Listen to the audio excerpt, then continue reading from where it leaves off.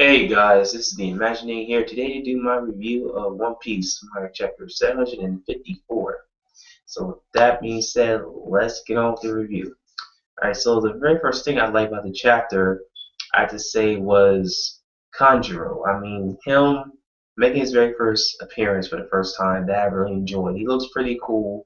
He looks like a guy that is at least in Kimon's level, or I'll say near his level. Comic paralysis. I mean, just made his debut, so I'm just speculating there.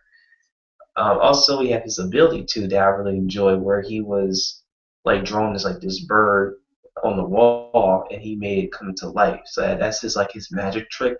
But I'm thinking it may be a Delphi ability. I mean, because Kimon back in Punk Hazard did like a similar thing. So yeah, I'm leaning towards Delphi. Maybe a Pessimista. I think it's more Pessimista Delphi ability, but we'll see later on as the chapters progress and see more of his character. So that's pretty much by Kendra. That's the first thing I liked about the chapter. The second thing I liked was like a live action going on, especially with Dillinger with his decapitation. I think it was called high heel kick, which was devastating. It pretty much took away that guy from the long leg tribe. Remember, I forget his name, but man, that thing like he just kicked him like that, and it's like his head just automatically ripped out of him.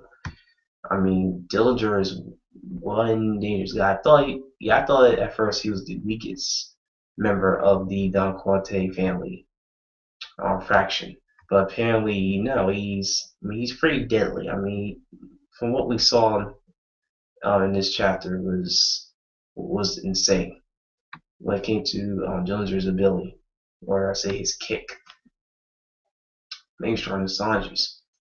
But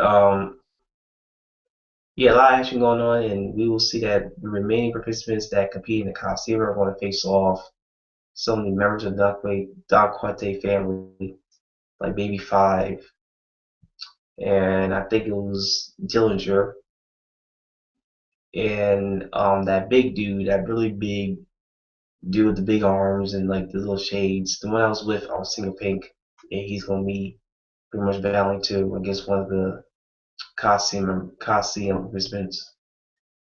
So yeah, I love the action. Like there's a lot going on. This is what I really want to show and see all this going on, all these abilities being revealed.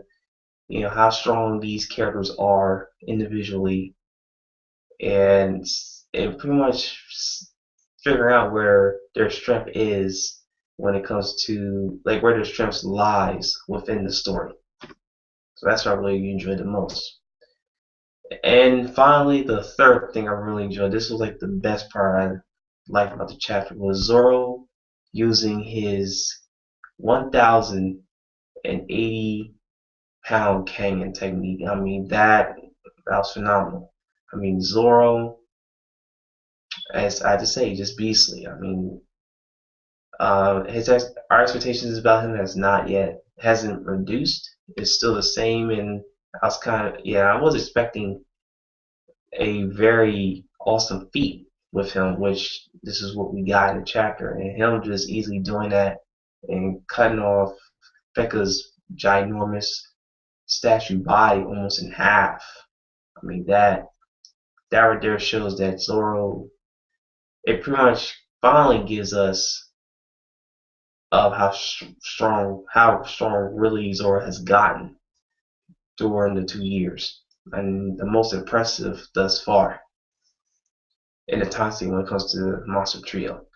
But yeah, I thought that was phenomenal. Zoro doing his thing, and he was also saying that you don't only have Stride Luffy, and I think it was someone else. I think it was like Robin. I forget who said, but it was other than Stride Luffy and someone else. And then he says, "This is my dream of becoming the strongest, or become the world's best swordsman in the world." So that was awesome.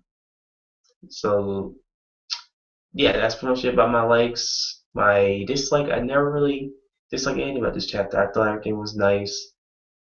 Pace was good.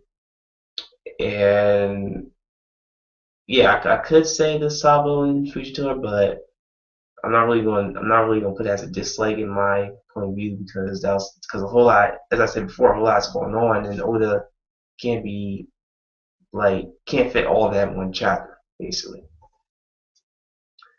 So now my future speculations. What I think's gonna happen next chapter? The next chapter, I do see maybe we might see Zoro and Pekka resume their battle, and maybe it might go get more intense because Pekka was like really frustrated, and Zoro did a very powerful technique that almost destroyed his whole statue body.